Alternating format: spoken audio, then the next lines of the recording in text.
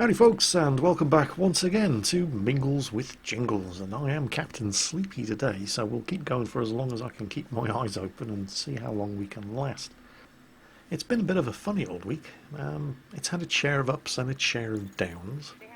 As I'm sure you're aware, because I talked about it in last week's Mingles with Jingles, I was supposed to be going to the Town Museum at Bovington for the unveiling of the Tiger collection. Unfortunately, due to various reasons, I couldn't make it, so that was a bit of a bummer. Especially since they'd gone to the trouble of arranging me an interview with Chris Barry. Who the hell's Chris Barry? What do you mean, who's Chris Barry? It's Rimmer from Red Dwarf, amongst other things. Also starred in the British Empire, Spitting Image. He was Lara Croft's butler in the Tomb Raider movie. It turns out he's a bit of a petrol head, and he loves tanks. So, yeah, I was looking forward to that, but, well, due to various reasons, I couldn't go, so that was kind of disappointing. On the upside, I've been playing Plague Inc. again. Do you remember that one? I used to do the occasional video about it way back.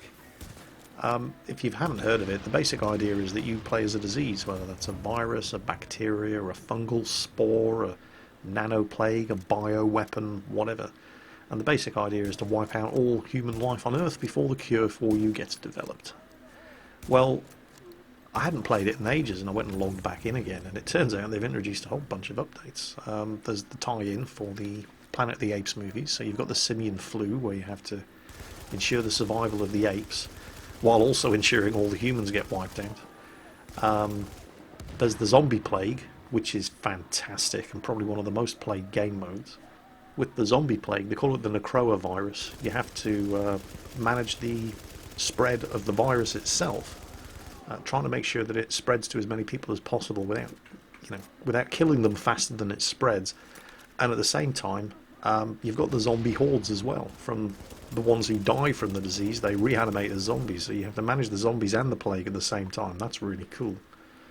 And then there's another new one that I've been spending a lot of time on, trying to master it and finish it on mega brutal difficulty. It's the Shadow virus, where you're basically a vampire. So you have to feed to keep your vampire alive, and the vampire is ridiculously powerful. I mean, it can kill tens of thousands or more people every day when it goes on a feeding frenzy. That, of course, does tend to arouse a little bit of interest from the human population. And so an organisation springs up to mobilise the global effort against you, the vampire. So they target your lairs with drones, so you've got nowhere safe to regenerate. It gets pretty interesting. But at the same time, you've also got the Shadow Plague, which basically is the virus that eventually, once you've upgraded the symptoms, will turn people into your vampire slaves. And funnily enough, vampire slaves aren't too interested in researching a cure for the plague. So, there's that. It's a really hard game mode. And I've been putting a lot of time into it, and I've managed to get it done on mega brutal difficulty. It turns out, because apparently when you log into Plague Inc., on the menu screen there's also a leaderboard, so you can see how you rank both against your friends who play the game and globally. And would you believe it, I'm in the top 5% of players worldwide. I've found a game I'm actually good at. So, that was quite nice. And then there was a bit of bad news. Once again, mentioned in last week's episode of Mingles with Jingles, supposed to be going to play Airsoft at Combat South again yesterday, and I can't remember the last time I played Airsoft. This is certainly the first time I've been this year, and I think it's the first time in 2, possibly 3 years, because it's been ages since I did an Airsoft video. Well, anyway, it's been a long time since I've played. I was looking forward to it. Rita has never played, and she was really looking forward to it. I didn't plan on doing too much running around because I'm old and fat, and so I was planning on taking the bolt-action spring-powered sniper rifle, wearing the ghillie suit and just finding myself a nice comfortable bush and taking it easy. Rita has a gas blowback P226 pistol, and she has an electric MP5. And then we had a bit of a minor emergency the day before. We're getting everything ready, and I realised that my battery charger, because none of the batteries have been charged in years, so they obviously all needed charging, but unfortunately there's a fairly majorly important cable missing from my battery charger, so I couldn't charge any of the batteries. Now, obviously that's not much of an issue for me, because I was using a gas-powered Colt 1911 and a spring-powered bolt-action rifle. Young Rita, on the other hand, well, she doesn't need a battery for a gas SIG P226, but she's definitely going to need a battery for the electric MP5. Again, not a massive issue because there's going to be other friends there that we can always borrow a battery from for the day. And then I can pop up the Combat South shop this week, get myself a new battery charger, so not a major issue. Managed to find my old combat boots. Haven't seen those in a few years and they haven't rotted away to nothing, so good job. Got some boots to wear. Also managed to find my prescription Oakleys, which was great news. I'd even forgotten I owned a pair. It's been that long since I've worn them. They're a fantastic piece of kit. So I didn't have to worry about my lenses steaming up because I'm not going to be wearing my spectacles underneath a pair of goggles, so hooray. Prescription Oakleys, bit of demist and spray on those, job's a good one. Rita, on the other hand, was going to have significantly more problems because a pair of prescription Oakleys is well out of her budget. So she has to wear her glasses, which means that she doesn't really want to be wearing goggles over the glasses, otherwise double lenses, inside lens is going to steam up, she won't be able to see shit. So that basically means some kind of mesh or gauze mask in order to get the airflow going over the lenses of her spectacles. You really, really do need to see the mask that she's picked. I have never seen anything so ridiculous in my life. We're up at the Combat South shop and we're looking at the various different options, and she was getting very, very anxious about the idea of getting shot in the face. Because, you know, it can hurt. So as well as the whole airflow issue over the lenses of her spectacles, she wanted some kind of face protection. So we tried the various different paintball masks, and none of them really, because her glasses are pretty big, and none of them really fitted with her glasses. And then they brought out this thing, which I don't think they've ever managed to sell to anybody, and it really is the last chicken in the shop look. I can't even begin to describe it, but it's like a full face helmet. It doesn't just cover the face, it covers the top of the head, the sides of the head, and parts of the back of the head as well. And it's sort of shaped to allow you to wear a big pair of goggles underneath. And the resulting look, and I can't wait to show you it, but the resulting look makes your head look like a praying mantis. It's the dumbest thing I've ever seen anybody wear in a game of airsoft. And that's what Rita decided, yeah, that's the look I want to go for. It was which was kind of bizarre. And I'll explain why. Because I thought, well, she clearly doesn't care what she looks like. Yet the night before we were due to go and play, I knocked on the door and walked into her room to see what she was getting up to when she was getting all of her kit ready. And she's picking which underwear she's going to wear. I'm like, Rita, you're not going to a nightclub. You're not going there to score. Nobody cares. Just know these things are important. Oh, women. Well, anyway, we got everything ready. The only thing that we didn't have was a battery, but like I said, we could always bum a battery from somebody for the day. Wasn't going to be a major issue. I even managed to haul my ass out of bed well before time, which is no mean feat for me, first thing on a Sunday morning. Rita, wake up. Oh, I don't feel good. Oh, fantastic. You've got to be kidding me. 8 hours before, she was all happy and excited at the idea of going playing airsoft for the first time ever. First thing in the morning, she looked like death warmed up. Seriously? I mean, it's not her fault, but yeah, so. We didn't go to airsoft this week. Then again, I suppose it may be a bit of a blessing in disguise. I mean, I was looking forward to going, and yes, of course, that means no airsoft video this week, but my most important piece of airsoft kit had not yet arrived. Ooh, Jingles. Is this a new gun? No. Is it a new piece of combat gear? Not exactly. It's a new chair. Oh, I can't wait to show you this chair. It's not just a camp chair, it's practically a camping bed. You can actually lie down in this chair. It's got a cup holder and everything. It's well worth the money. So, yeah. What?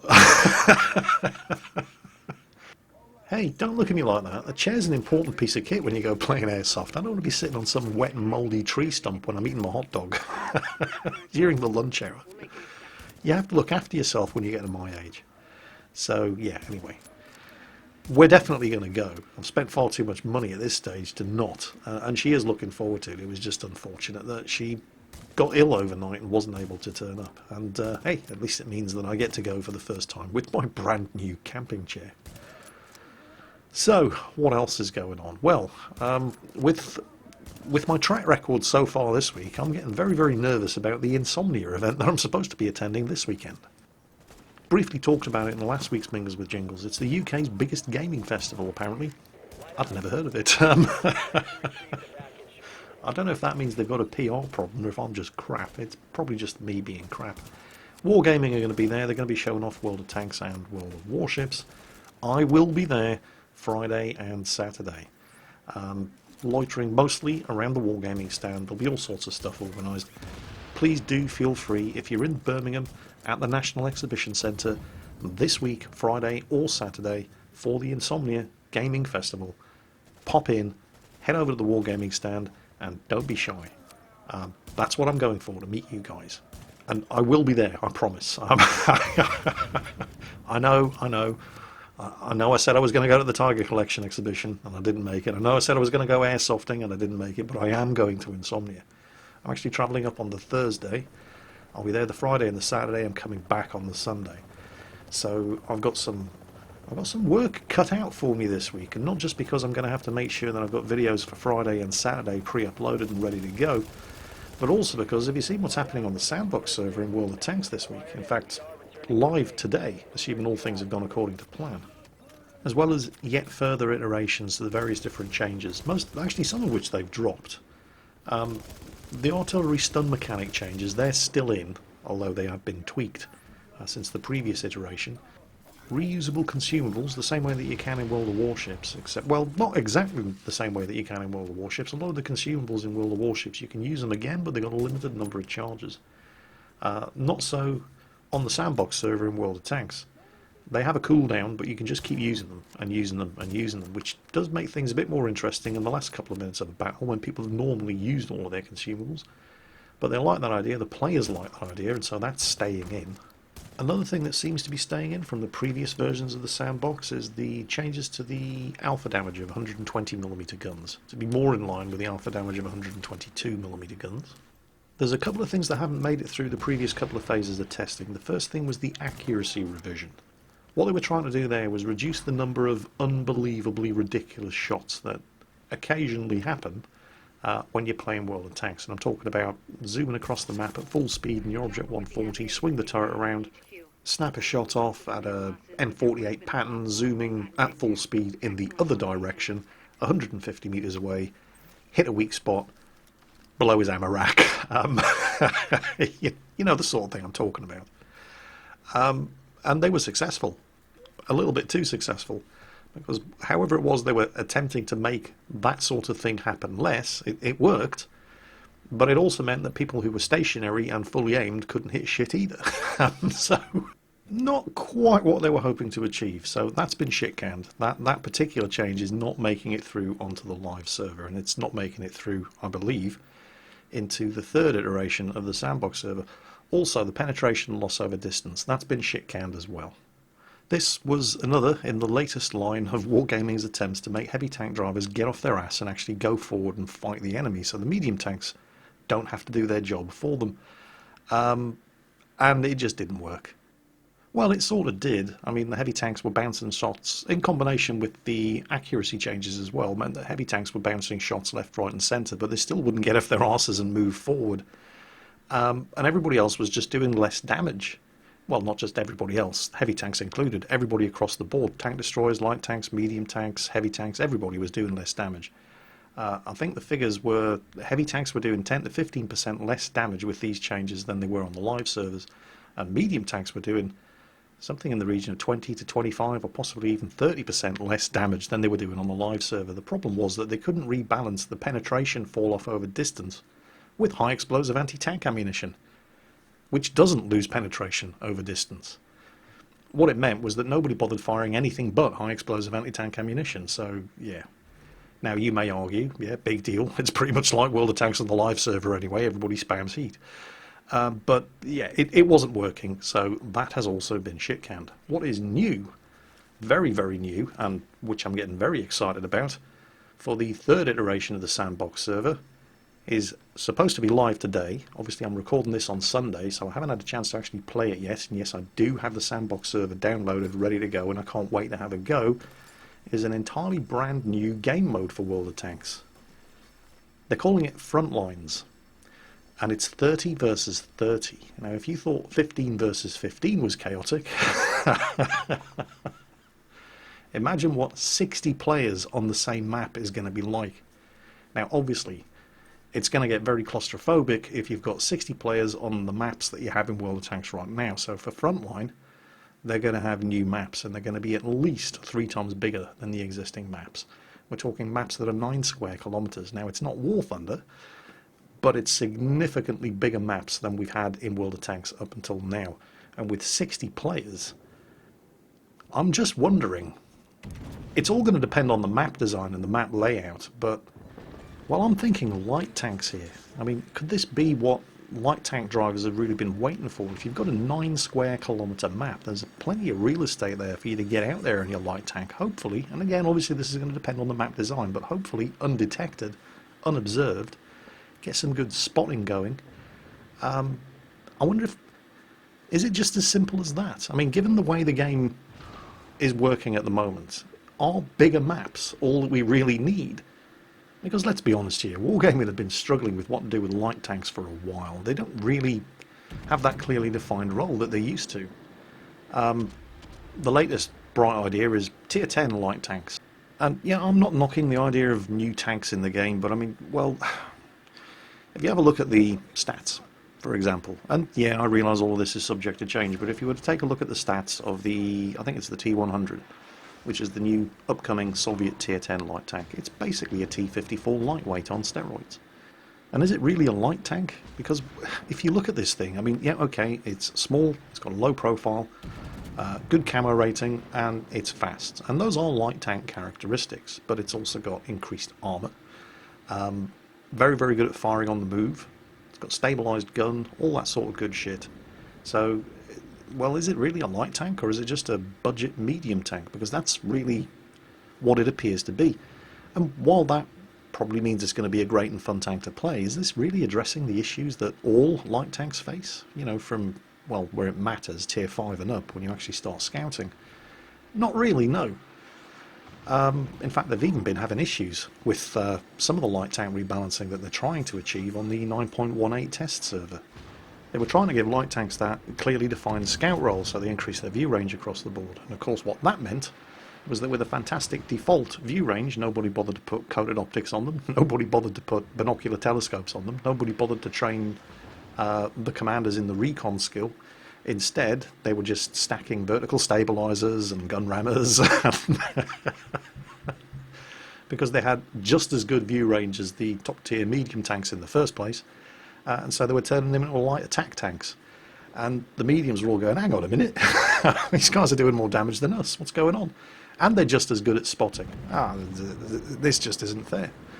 So they've had to shit can that whole idea, and they've been rebalanced back down again to basically force you to make the choice of being a scout or being a light attack tank. You know, if you want to spot for the team, you once again have to choose things like binocular telescopes or coated optics. So, and these are problems that Wargaming have been wrestling with for years. And it was with the news of this whole Frontline game mode and the new 9 square kilometre maps that I started to think to myself, you know, is the problem, or rather the solution to the problem, really just as simple as that? Bigger maps? I think it might be. But, I mean, think about it, and I realise it's not quite as simple as this, and obviously a lot is also going to depend on the map design, but if you've got 2 times the number of players on a map that's 3 times the existing size, that's a lot more open real estate for you to get around. And which tanks in the game are, certainly at the moment, the best at getting around undetected? The light tanks. They just can't do it at the moment in World of Tanks because we've got the whole corridor map thing. And the maps aren't big enough, and everybody else has got good enough view range to spot them when they try to get around. which means that it's only the smallest and the fastest ones that actually work. But if the maps are that much bigger, with only twice the number of people playing, and again, yes, a lot is going to depend on the map layout, but I really hope Wargaming take the opportunity here, because the potential exists with these new Frontline maps and that new Frontline game mode for light tanks to really have the kind of impact that they haven't really had on the game in a long, long time. And not just the light tanks, but the age-old problem of heavy tanks sitting on their asses and not wanting to move forward.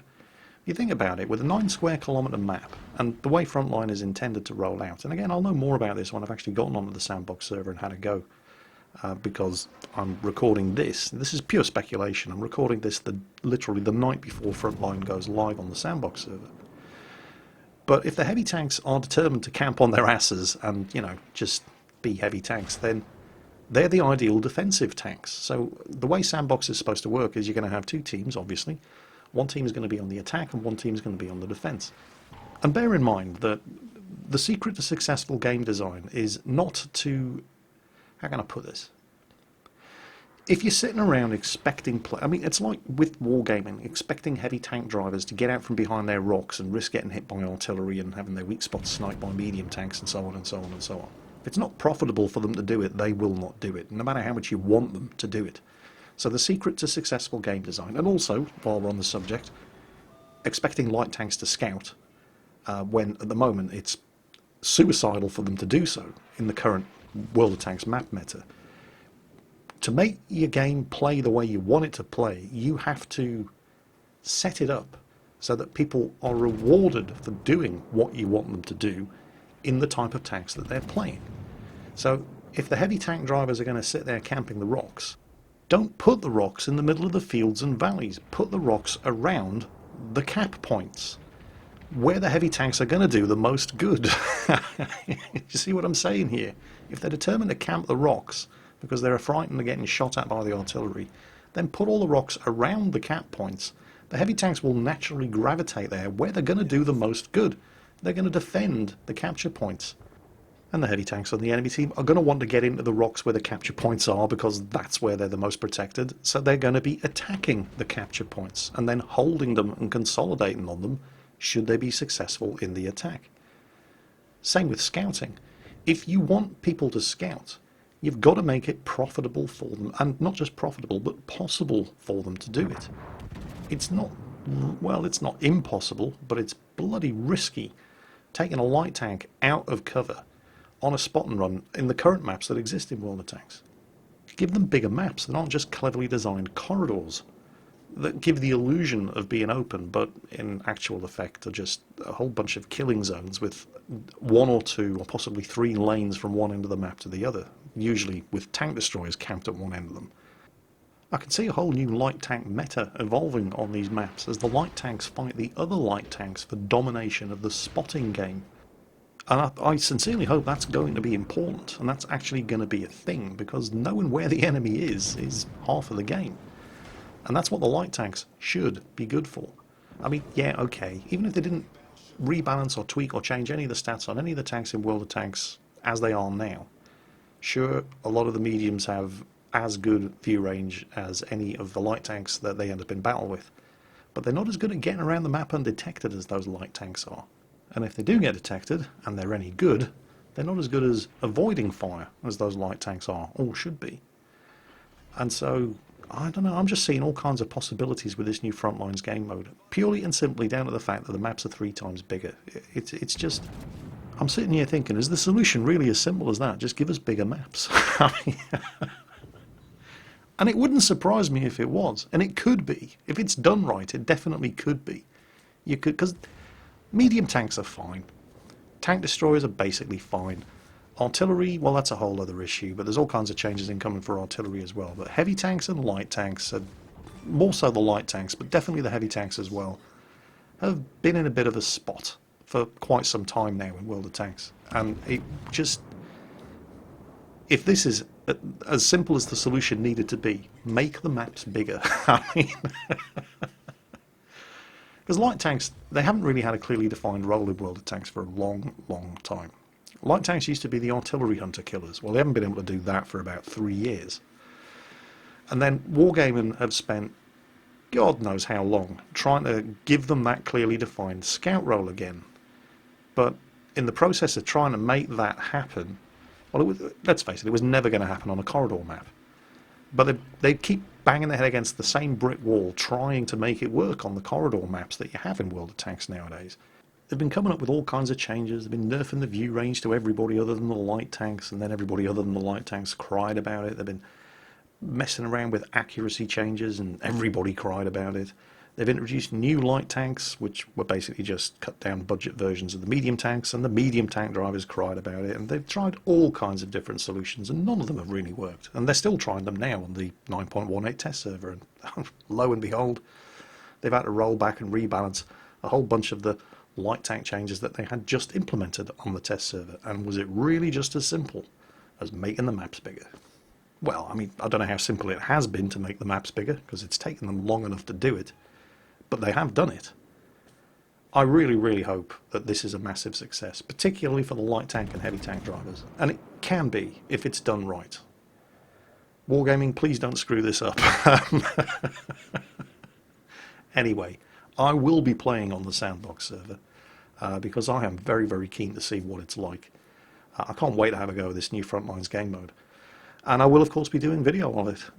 Not entirely sure when I'm going to be able to bring you that video, because this is going to be a seriously busy week. I only have Tuesday, Wednesday, and some of Thursday to get video done and to play on the Sandbox server in order to get video done. And then, of course, I'm off to Insomnia for the weekend and back on Sunday. But I'll do the best I can, because I'm very, very excited about this. And I hope you are too as well. I think this could be the single biggest change to World of Tanks since the introduction of physics. And that's all I have time for this week. So I hope you've enjoyed today's episode of Mingles with Jingles, and I hope you enjoy the rest of your week. I know it's Monday, but hey, things can only get better from here. As always, folks, take care, and I'll catch you next time.